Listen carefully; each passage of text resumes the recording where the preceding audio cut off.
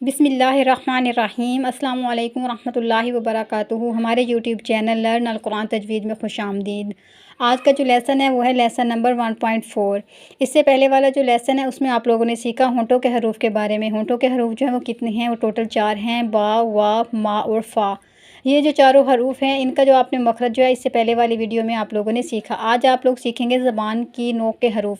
یہاں پر سب سے پہلے ہم آپ کو بتاتے چلیں کہ زبان کی نوک کے جو حروف ہیں وہ ٹوٹل 12 ہوتے ہیں، اور یہاں پر سب سے پہلا جو ہم نے حرف ہے وہ سا لیا ہے۔ ہم نے زبان کی جو نوک کے حروف ہیں ان کو ہم نے ترتیب کے ساتھ لکھا ہے تاکہ آپ لوگوں کو سمجھنے میں آسانی ہو اور ہم اس کو آسانی سے آپ لوگوں تک پہنچا سکیں۔ تو چلیے چلتے ہیں ہم اپنے آج کے مخرج یعنی سا کی طرف۔ تو سا کا مخرج کیا ہے؟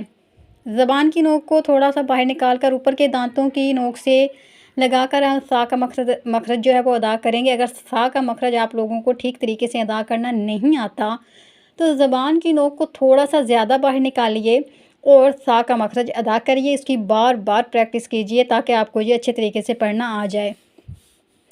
یہاں پر اس چیز کو آپ لوگوں نے مد نظر رکھنا ہے کہ سا کو سا یعنی سین یا صاد کی طرح بالکل بھی نہیں پڑھنا۔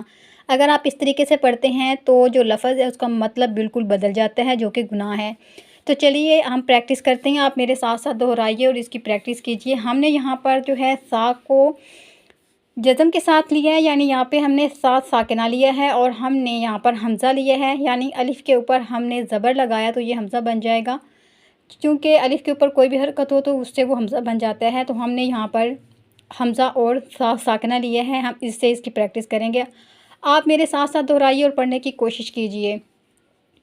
اس اس اس زبان کی نوک کو تھوڑا سا باہر نکالیے اور آگے والے جو 2 دانت ہیں اوپر والے ان کے کناروں سے لگائیے اور پڑھیے اس اس اس۔ اسی طرح سے اب ہم سا کی پریکٹس کریں گے زبر، زیر اور پیش کے ساتھ۔ آپ میرے ساتھ ساتھ دہرائیے اور آپ بھی اس کی پریکٹس کیجئے تاکہ آپ لوگوں کو یہ اچھے طریقے سے پڑھنا آ جائے، کیونکہ یہ وہ حروف ہیں جو کہ قرآن پاک میں ہر سطر میں آتے ہیں اور ہر صفحے پر آتے ہیں، جو کہ بار بار آتے ہیں اور ہمیں بار بار ہم ان کو پڑھتے ہیں قرآن پاک کی تلاوت کے دوران۔ تو چلیے پڑھتے ہیں ہم۔ سا سی سو، سا سی سو، سا سی سو۔ چلیے اب ہم تنوین کے ساتھ پڑھ کر دیکھتے ہیں۔ میرے ساتھ ساتھ جو ہے آپ لوگ بھی پریکٹس کریے اور آپ بھی اس کو پڑھنے کی کوشش کیجئے تاکہ آپ کو تنوین کے ساتھ بھی یہ حرف جو ہے اچھے طریقے سے پڑھنا آ جائے۔ پڑھیے میرے ساتھ ساتھ آپ لوگ بھی پریکٹس کیجئے۔ سن سن سن، سن سن سن، سن سن سن۔ اسی طرح سے ہم نے یہاں پر سا کے کچھ الفاظ لکھے ہیں، اب ہم سا کے الفاظ کی پریکٹس کرتے ہیں، اور آپ بھی میرے ساتھ ساتھ ان الفاظ کو دہرائیے اور پریکٹس کیجئے تاکہ آپ کو سا کا مخرج جو ہے وہ اچھے طریقے سے ادا کرنا آ جائے، اور آپ کو یہ بھی پتہ چل جائے کہ اگر سا جو ہے لفظ میں آ جاتا ہے، یعنی سا کسی بھی لفظ کے درمیان میں آ جاتا ہے، شروع میں آ جاتا ہے یا آخر میں آ جاتا ہے، تو ہم کیسے پڑھیں گے۔ تو چلیے یہاں پر ہم سا کے جو ہے کچھ الفاظ پڑھتے ہیں، میرے ساتھ ساتھ آپ لوگ بھی پریکٹس کیجئے اور پڑھنے کی کوشش کیجئے۔ ثلاثہ ثلاثہ ثلاثہ۔